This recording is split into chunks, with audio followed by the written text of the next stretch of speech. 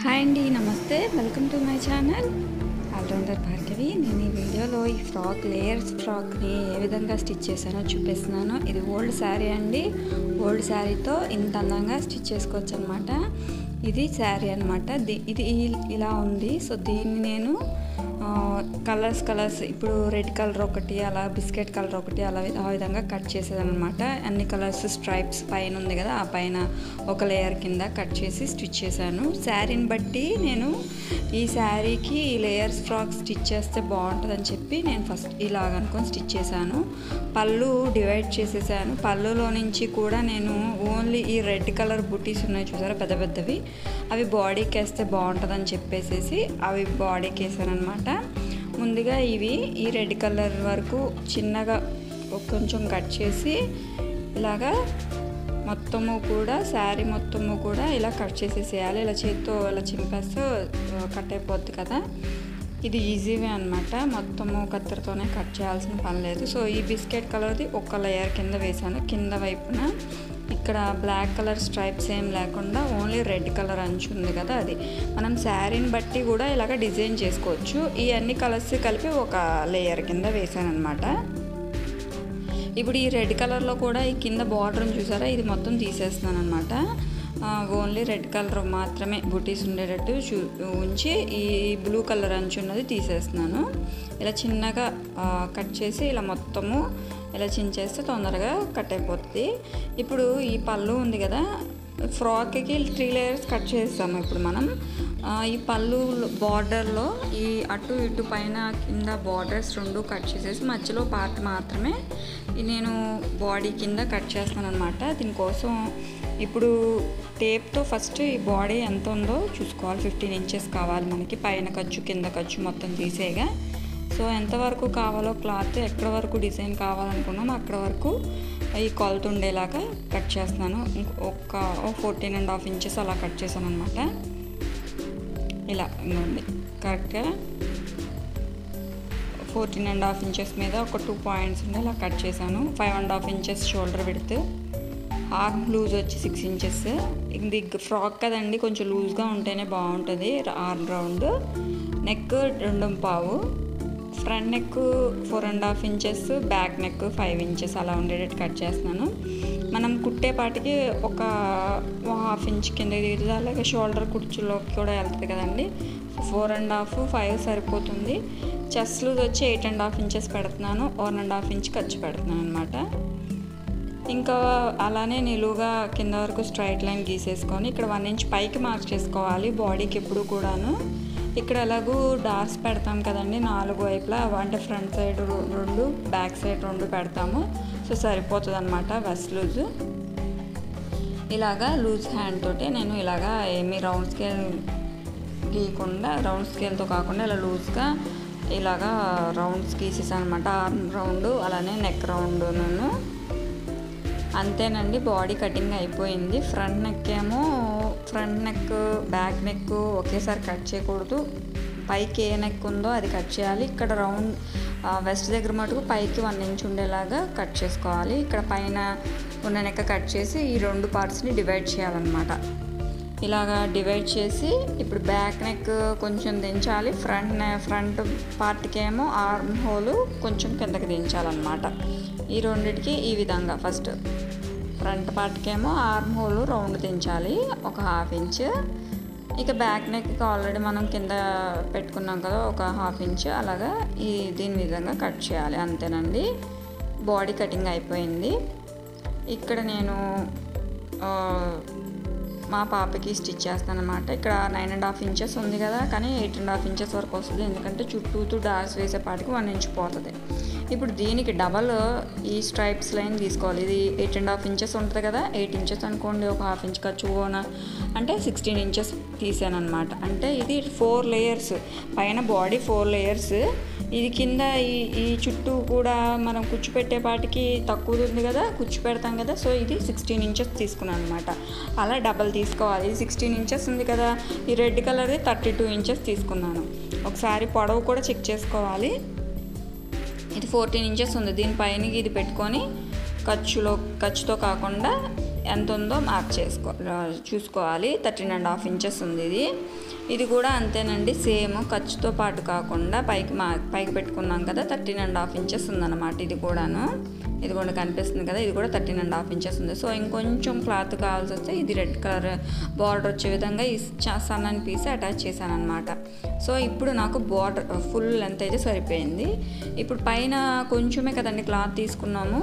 So ఆ క్లాత్లో నేను హ్యాండ్స్ కట్ చేస్తున్నాను. అంటే ఫస్ట్ లేయర్ కొంచెం 16 ఇంచెస్సే కదా తీసుకున్నాము. సో దానిలో ఉన్న క్లాత్ని ఈ విధంగా హ్యాండ్స్ కట్ చేస్తున్నాను. హ్యాండ్స్ పొడవు వచ్చేసి 9 ఇంచెస్ తీసుకున్నాను. ఇలాగా ఆర్మ్ లూజ్ ఎంత ఉందో మార్క్ చేసుకొని డౌన్ వచ్చేసి 3 ఇంచెస్ పెడుతున్నాను.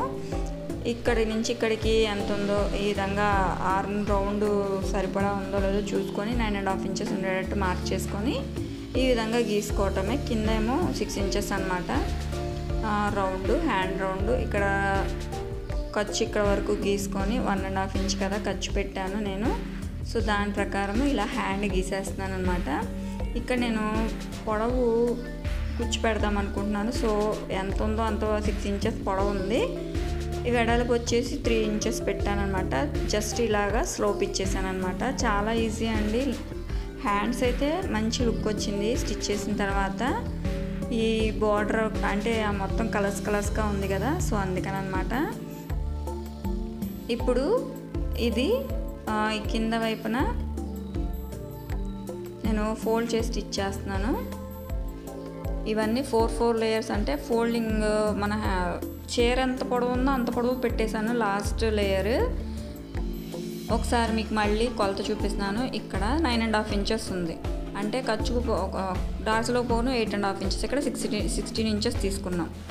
ఈ 16 ఇంచెస్ పైన తీసుకున్నాం కాబట్టి ఇక్కడ 32 ఇంచెస్ తీసుకున్నాను.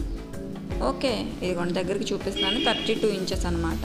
ఇక లాస్ట్ లేయర్ వచ్చేసి శారీ ఎంత ఉందో అంత పొడవు తీసేసుకున్నాను. దాన్ని ఏం కట్ చేయలేదు. ఇది కటింగ్ ప్రాసెస్ మొత్తం అయిపోయింది, స్టిచ్చింగ్ అనమాట. ఇప్పుడు నెక్స్ట్ని మనం ఇలాగ నేను ఈ శారీలో ఉన్న క్లాత్ చాలా క్లాత్ ఉంటుంది కదా, దాన్ని కొంచెం ఈ విధంగా ఒక 1.5 ఇంచ్ ఉండేలాగా క్లాత్ కట్ చేసుకొని ఇలాగ నెక్స్ట్ చుట్టూ వేసేసి ఫోల్డ్ చేసి తిప్పేసి స్టిచ్ చేసేస్తున్నాను. నెక్ స్టిచ్చింగ్ కంప్లీట్ అయిపోతుంది. 2 నెక్కలకి అంతేనండి. ఈ క్లాత్ కొంచెం సిల్కీగానే ఉంది. అది డబల్ ఫోల్డ్ చేసేపాటికి నెక్ చాలా నీట్గా వచ్చిందనమాట. ఈ విధంగా ఫస్ట్ అటాచ్ చేసేసి ఇలాగ కుచ్చు పెట్టుకొని రౌండ్స్ దగ్గర ఇలా లోపల వైపుకి తిప్పేసేసి దీని మీద ఒక స్టిచ్ వేసుకోవాలి. ఇదిగోండి ఈ విధంగా అనమాట. లోపల వైపు కన్నా తిప్పుకోవచ్చు. ఇలా ఫోల్డ్ చేసి దీని లోపల వైపుకి తిప్పేసేసి దీని మీదన్నా ఒక స్టిచ్ వేసుకోవచ్చు. లేదు అనుకుంటే మీకు మొత్తము ఇలా 2 ఫోల్డ్స్ ఫోల్డ్ చేయడం కష్టము అనిపిస్తే జస్ట్ ఇలా లోపలికి ఫోల్డ్ చేసేసి స్టిచ్ చేసేసేయచ్చు. తర్వాత లోపలికి ఇదిగోండి ఇలా కుదరలేదు అనుకుంటే ఇలా లోపలికి ఫోల్డ్ చేసి స్టిచ్ చేసేయచ్చు. తర్వాత దీన్ని ఈ ఎక్సెస్ ఉన్న క్లాత్ని ఈ విధంగా లోపలికి ఫోల్డ్ చేసి డబల్ స్టిచ్ వేసుకుంటే సరిపోతుంది. ఎక్కువగా క్లాత్ ఏమన్నా ఉంటే చిన్నగా ట్రిమ్ చేసేసుకోవాలన్నమాట, సన్నగా ఉండేటట్టు. ఇలా మొత్తం నెక్ కూడా స్టిచ్ చేసేసేయాలి. ఇలా 2 నెక్లు స్టిచ్ చేసేసుకోవాలి, అంతేనండి. ఇదిగోండి ఒక నెక్ అయిపోయింది, ఇంకొక నెక్ కూడా స్టిచ్ చేసేసాను నేను. ఇలా 2 స్టిచ్ చేసేసిన తర్వాత షోల్డర్స్ జాయింట్ చేసేసేయాలన్నమాట విత్ డబల్ స్టిచ్ అనమాట. ఎక్కడ స్కిప్ చేయకుండా చూడండి, అంతే. స్కిప్ చేయకుండా చూస్తేనే అర్థమవుతుంది. మీకు వీడియో నచ్చితే ప్లీజ్ లైక్ చేయండి. మీరు చేసే లైక్ వల్ల కొంచెం పుష్ అవుతుంది అన్నమాట, వీడియో అనేది వైరల్ అవుతుంది. మీకు కనుక నచ్చితే ప్లీజ్ సబ్స్క్రైబ్, అర్థమైతే లైక్ అయితే చేయండి ప్లీజ్. ఇలా షోల్డర్స్ డబల్ జాయింట్ చేసేసిన తర్వాత హ్యాండ్స్ స్టిచ్ చేసుకోవాలి, హ్యాండ్స్ అటాచ్ చేసుకోవాలి. ఇక్కడ హ్యాండ్స్ ముందుగా ఫస్ట్ ఇలా కింద వైపున ఫోల్డ్ చేసి స్టిచ్ చేసేసేయాలి తిరగమరగా చూసుకొని.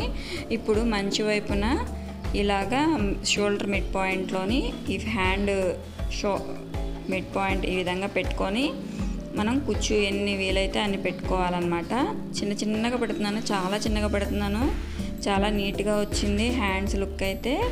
నేను కొంచెం పెద్దగా పెట్టుకుంటే నేను ఇక్కడ టక్స్ ఇచ్చాను, కానీ ఆ టక్స్తో పని లేకుండా హ్యాండ్కి హాఫ్ వరకు వచ్చే విధంగా పెట్టాను అనమాట. ఇటువైపు ఏమో మన వైపు పెట్టాను అంటే కుచ్చు, ఇంకొక వైపు ఏమో ఎదురు పెట్టాను అనమాట, అటువైపుకి వచ్చే విధంగా పెట్టాను. ఇంకా కుచ్చు పెట్టినంత పెట్టి క్లాత్ హ్యాండ్ రౌండ్కి అదే ఆర్మ్ హోల్ రౌండ్కి సరిపడా ఉందో లేదో చూసుకొని అటాచ్ చేసేసాను అనమాట. కుచ్చు పెట్టినంత పెట్టి ఆర్మ్ హోల్ రౌండ్కి ఎంత క్లాత్ ఉందో అంత ఉంచుకొని అటాచ్ చేసేసాను. ఇలా అవుతుందన్నమాట. ఇప్పుడు ఇటువైపు కూడా ఆ విధంగానే స్టిచ్ చేసేయాలి. ఇక్కడ కుచ్చు చేతులు కదండి, అందుకని నేను రివర్స్ తిప్పకుండా చేతి వైపు నుంచే స్టిచ్ చేసేస్తున్నాను. ఇక్కడ ఎంతవరకు ఎక్కడి నుంచి కుచ్చు పెట్టామో అంతవరకు చూసుకొని అక్కడ నుంచి కుచ్చు చిన్నగా పెట్టుకొని అటువైపుకి పాదం వైపుకి పెట్టే విధంగా పెడుతున్నాను అనమాట. అప్పుడు అటు ఇటు వస్తుంది అనమాట. మొత్తం కుచ్చు మొత్తం ఒకే వైపు వచ్చే రాకుండాను. ఇందాక ఇటువైపు కుచ్చేమో మన వైపు పెట్టాను, ఇప్పుడేమో పాదం వైపు పెడుతున్నాను అనమాట. ఈ విధంగా స్టిచ్ చేసేసుకోవటమే. డబల్ స్టిచ్ అండి. ఇలాగా కుట్టు మీద ఇంకో కుట్టు కలిపేయాలన్నమాట. చూడండి ఎంత బాగా వచ్చిందో హ్యాండ్ అనేది అటు ఇటు కూడాను ఇలా వచ్చిందనమాట. ఆర్మ్ హోల్ సగం వరకు ఇలా 2 హ్యాండ్స్ స్టిచ్ చేసేసుకోవాలి. స్టిచ్ చేసేసి ఒక సైడ్ అటాచ్ చేయాలన్నమాట. దానికన్నా ముందర 4 వైపులా అంటే ఫ్రంట్ వైపు 2 బ్యాక్ వైపు 2 ఇలా డార్స్ ఇచ్చుకోవాలన్నమాట.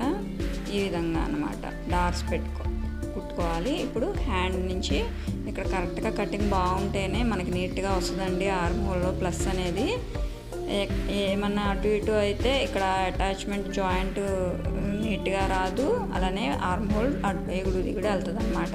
ఇక్కడ చూడండి ఎంత పర్ఫెక్ట్గా వచ్చిందో ఆర్మ్ హోల్ ప్లస్ ఈ విధంగా రావాలి. ఇక్కడ స్ట్రైప్స్ కలిసినాయి, గీతల కింద కలిసినాయి చూసారా, ఇదన్నమాట హ్యాండ్. ఇప్పుడు లేయర్స్ స్టిచ్ చేసేసుకున్నాను. నేను కింద లాస్ట్ లేయర్ నుంచి స్టిచ్ చేసుకుంటూ వెళ్తున్నాను. ముందుగా లాస్ట్ లేయర్ ఇలా ఫోల్డ్ చేసి స్టిచ్ చేసుకోవాలి కదా. మీరు ఇలా ఫోల్డ్ చేసైనా స్టిచ్ చేసుకోవచ్చు, లేకపోతే జిగ్జాగ్ అన్నా చేసుకోవచ్చు. నేను ఇక్కడ ఫోల్డ్ చేస్తేనే బాగుంటుందనే ఉద్దేశంతో ఫోల్డ్ చేశాను. తర్వాత ఈ కుచ్చు పెట్టుకునే ముందర ఈ విధంగా కరెక్ట్గా 4 ఫోల్డ్స్ ఫోల్డ్ చేసుకొని ఇలాగ టక్స్ పెట్టుకోవాలి. ఈ టక్స్ ఎందుకంటే పైన క్లాత్కి మనం ఎంత ఉందో చూసుకొని ఆ పైన క్లాత్ అంటే రెడ్ కలర్ లేయర్ ఉంది కదండి, ఆ లేయర్ ఎంత ఉందో ఆ లేయర్ అంత ఉండేటట్టు ఈ ఫ్రిల్స్ అనేది పెట్టుకోవాలన్నమాట. ఇప్పుడు కింద మొత్తం శారీ అంత క్లాత్ కట్ చేస్తాను. లాస్ట్ లేయర్ మనము ఇదిగోండి కరెక్ట్గా చూసారా, ఈ రెడ్ కలర్ లేయర్ ఎంత ఉందో అంత లేయర్ వచ్చే విధంగా నేను ఫ్రిల్స్ పెట్టాను.